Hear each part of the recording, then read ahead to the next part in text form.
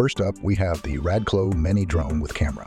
Priced at $49.99 with a 37% discount, this foldable drone caught our attention. It features a 1080p HD camera, 1-key takeoff handling, and 360-degree flips. Perfect for beginners, it comes with 2 batteries, a carrying case, and multiple functions like altitude hold.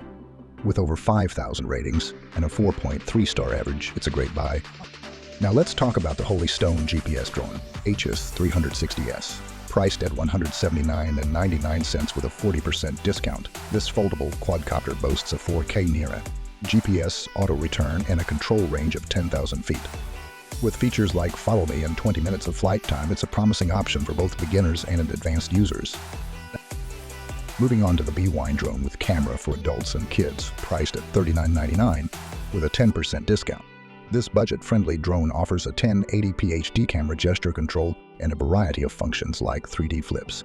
With a sleek design and 4.8-star ratings, it's targeted at beginners and kids. Now, let's explore the Ruco Fel-72 drone with camera. Priced at $580.99 with a $200 coupon. This drone is designed for adults with advanced features like 9,000 feet long-range transmission, 4K VO, and 64 minutes of flight time. FAA, a remote ID compliance, and level 6 wind resistance make it a serious contender. Let's see if the performance matches the specs. Last but not least, we have the Ruco U11 Pro first drone with camera, priced at $279.88 with a 33% discount. With FAA remote ID compliance, 4K video, and 52 minutes of flight, this drone is aiming to impress. Its sleek design and additional features like GPS auto return make it stand out. Let's see if it's worth the investment. There you have it, folks.